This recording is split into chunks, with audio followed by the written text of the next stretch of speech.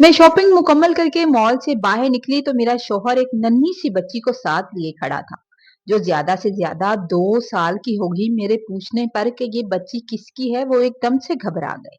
फिर संभलते हुए कहने लगे कि ये वहां खड़ी काफी देर से रो रही थी, तो वो उसे अपने पास ले आए।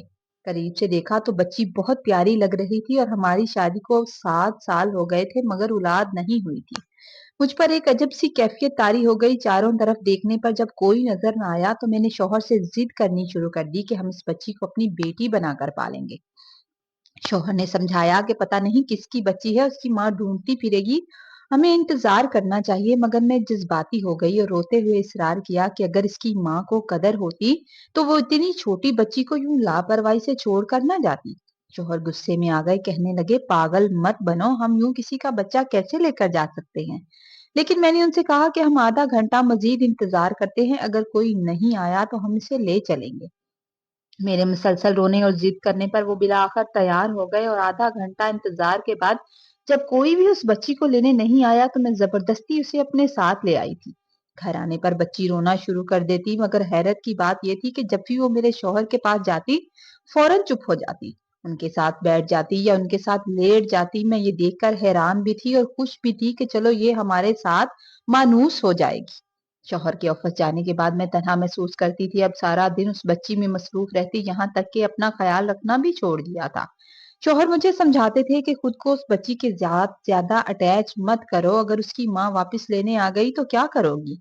मगर मैं कहती कि उसकी माँ को कैसे पता चलेगा कि बच्ची यहाँ है। वक्त गुजरने के साथ शौहर भी उससे बहुत प्यार करने लगे थे, बिल्कुल सगे बाप की तरह। उसे हमारे पास आए हुए 1 साल हो गया और अब वो थोड़ा थोड़ा बोलने लगी थी। शौहर तो अब मुझसे भी बढ़कर उसका ख्याल रखते थे। कभी कभी तो उसके मामले में इतना जज्बाती हो जाते कि मैं हैरान रह जाती कि कहाँ ये इसे रखने को तैयार नहीं थे और कहाँ इसके लिए इतनी अहम हो गई है कि मुझ पर भी खफा हो जाते हैं। बच्ची के हल्का सा पढ़ने पर बार बार यकीन दिलाने के बावजूद उसे हॉस्पिटल ले जाते थे। मैंने अब नोट किया था कि वो अक्सर उसे घुमाने बाहर ले जाते और 2-2 घंटे बाद वापिस आते थे। मेरे झगड़ने पर वो कहते कि वो चाहते हैं कि बच्ची हमारी इतनी आदी हो जाए कि अगर कभी इनकी माँ आ भी जाए तो हमारे साथ ही रहना चाहे। उनकी इस बात पर मैं हैरान थी और पूछती कि पागल, उसकी माँ को कैसे मालूम होगा कि वो यहाँ है। इस सवाल पर वो हमेशा सिर्फ हंस दिया करते। तो मैंने इस बच्ची का नाम अनाया रखा था। मैंने अपने शौहर से कहा कि हम इसकी तारीख पैदाइश तो नहीं जानते, क्यों ना हम इसके हमारे पास आने की तारीख को इसकी सालगिरह मनाते हैं, क्योंकि आज इसे आए हुए पूरा साल हो गया है। पहले तो टालते रहे मगर फिर मान गए और हम शॉपिंग के लिए बाजार आ गए। मेरा दिल नहीं करता था कि अनाया एक लम्हे के लिए भी मेरी निगाहों से ओझल हो, मगर मेरे शौहर ने कहा कि मैं तसल्ली से शॉपिंग कर लूं और वो अनाया को बाहर घुमा कर लाते हैं। मैं शॉपिंग करने लगी, मगर थोड़ी देर के बाद फिक्रमंदी हुई और मैं जल्दी से बाहर निकल आई। दूर एक बुर्के वाली औरत के पास मेरे शौहर खड़े हुए थे और उस औरत ने मेरी बेटी अनाया को उठा रखा था और उसे प्यार कर रही थी।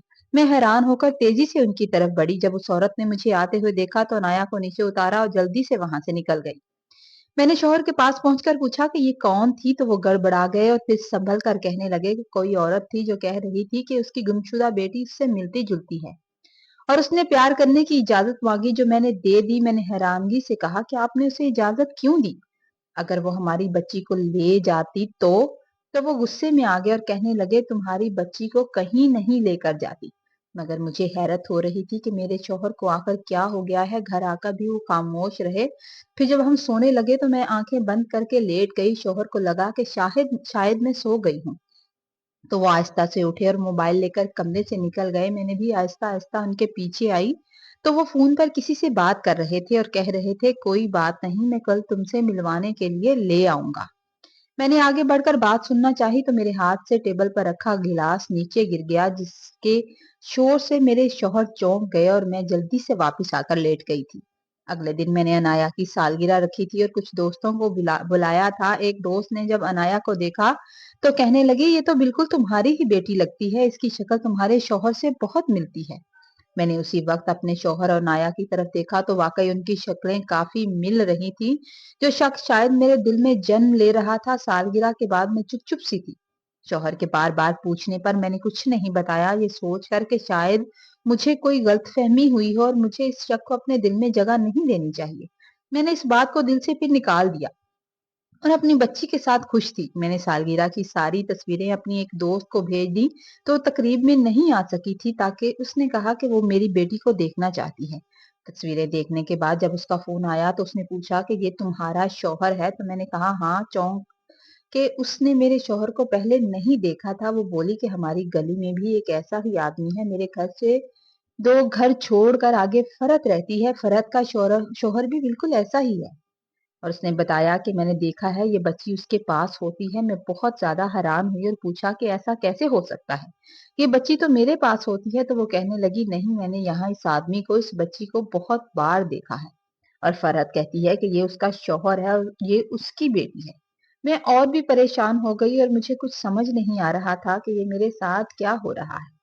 मेरा शौहर ऑफिस गया था और मेरा परेशानी से बुरा हाल था। मैंने उन्हें 2 बार कॉल की मगर उन्होंने नहीं उठाई थी।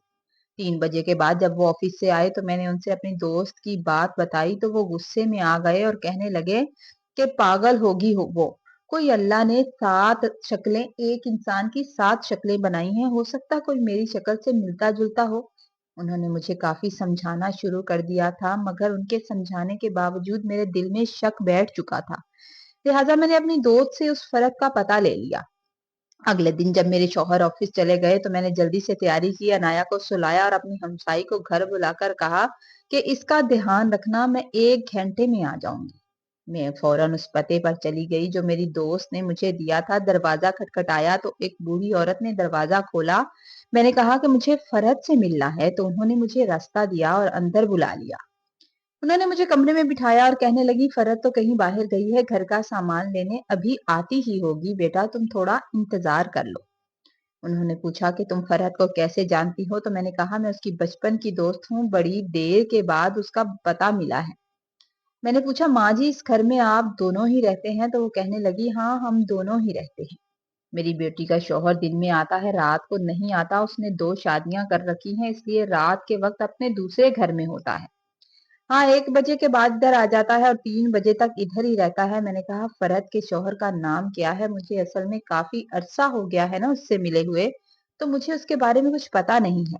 तो वो कहने लगी अरे उसके शौहर का नाम अली शेर है। ये सुनना था तो मेरे पैरों तले से ज़मीन निकल गई। मुझे अंदाज़ा हो गया कि मेरी दोस्त मुझे सच कह रही थी। मेरे हाथ काँपने लगे थे और मेरा सर घूमने लगा था। मैंने अम्मा जी से कहा कि मेरी तबीयत थोड़ी खराब हो रही है, मैं कल को फिर से आऊँगी। जब मैं वापस पलट रही थी तो झूले में मैंने एक छोटा-सा बच्चा देखा, शायद वो लड़का था क्योंकि उसने लड़कों वाले कपड़े पहन रखे थे और उसकी शक्ल भी अली शेर से काफ़ी मिल रही थी। काँपते हुए कदमों के साथ मैं वहाँ से निकल आई थी। घर आकर मैंने रोना शुरू कर दिया। मुझे कुछ भी समझ नहीं आ रहा था कि मैं क्या करूँ, ये मेरे साथ क्या हो गया है? एक लम्हे के लिए दिल चाहा कि शौहर को उसकी बेवफाई पर छोड़ देना चाहिए। 3 बजे के बाद जब मेरा शौहर घर आया और मुझे रोता हुआ देखा तो पूछने लगा कि क्या बात है? तो मैंने उसे कहा कि मुझे तुम्हारी सच्चाई का इल्म हो गया है। मैं चाहती हूँ कि अब तुम मुझे छोड़ दो। मैं तुम्हारे साथ नहीं रहना चाहती अब। मेरी बात सुनकर वो एक लम्हे के लिए खामोश हो गए, फिर कहने लगे लास्ट टाइम जब हमने तुम्हारा चेकअप करवाया था तो डॉक्टर ने मुझसे साफ कह दिया था कि तुमसे औलाद नहीं हो सकती। तुम्हें दुख ना हो इसलिए मैंने तुम्हें ये बात नहीं बताई थी। फिर मुझे एक बेसहारा लड़की मिली जो अपनी माँ के साथ बहुत मुश्किल से गुजारा करती थी। वो मेरे ऑफिस में जॉब के लिए आई थी। वहां के मर्द उस पर गंदी नजर रखते थे तो मैंने उससे निकाह कर लिया और इज्जत से उसी उसको उसी के घर में रखा। मैं मेहनत करता रहा और मैंने तुम्हारी भी कोई ख्वाहिश ऐसी नहीं छोड़ी जो पूरी ना करूं और उसकी भी हर ख्वाहिश को पूरा करता रहा। उससे अल्लाह ने मुझे औलाद से नवाजा। उस दिन वो अम्मा को लेकर हॉस्पिटल गई थी और बच्ची को मुझे देकर गई थी कि मैं थोड़ी देर पकड़ कर रखूं तो वो आ जाएगी। तुमने बच्ची को मांग लिया तो मैंने बच्ची भी तुम्हें दे दी। वो तुम्हारे बारे में सब जानती है। वो एक बेसहारा लड़की थी, उसको अपनी बीमार माँ के लिए मेहनत करना पड़ती थी तो वो अपने बच्चे के लिए तड़पती रही मगर मैंने बच्ची तुमसे लेकर उसे नहीं दी। कभी कभी उससे मिलवा जरूर देता था। अब अल्लाह ने मुझे एक बेटा दे दिया है तो वो अब उसमें मसरूफ हो गई है। अब तुमसे कभी भी तुम्हारी बेटी को नहीं लेगी। अगर उसने इतने ज़र्फ का मुजाहरा किया है तो तुम्हारा भी हक बनता है, तुम भी दिल बड़ा करो और उसे कबूल करो। मैं कभी भी ना तुम्हारे हक में कोई कमी आने दूंगा ना उसके हक में। ना मैं तुम्हें छोड़ सकता हूँ ना मैं उसे छोड़ सकता हूँ। अब मर्जी तुम्हारी है। माँ बाप तुम्हारे मर चुके हैं, तुम्हारे भाई तुम्हें इतनी देर नहीं रखेंगे। मुझे सोच समझ कर बता देना, तुम मेरी पहली बीवी हो, मेरी पहली तरजीह हो, जैसा चलता है वैसा ही चलता रहेगा।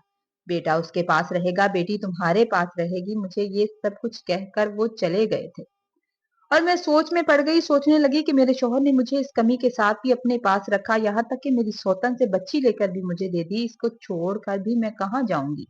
तो मैंने अपना फैसला बदल लिया था। मैंने अपने शौहर को माफ तो कर दिया था, मगर अब जब भी वो उधर जाते थे तो तकलीफ बहुत होती थी। मगर मजबूरी है, अब मुझे इसी के साथ जीना है। जरूरी नहीं कि हर बेवफाई खुद गर्जी पर मुबनी हो। कभी कभी मजबूरी और दूसरे की खुशी की खातिर किए गए फैसले भी जिंदगी में तलख मोड़ ले आते हैं, जहां मोहब्बत और कुर्बानी के दरमियान जीना सीखना पड़ता है। ये कहानी दिखाती है कि रिश्तों की डोर ज़र्फ, समझौता और हालात को कबूल करने से ही मजबूत रहती है।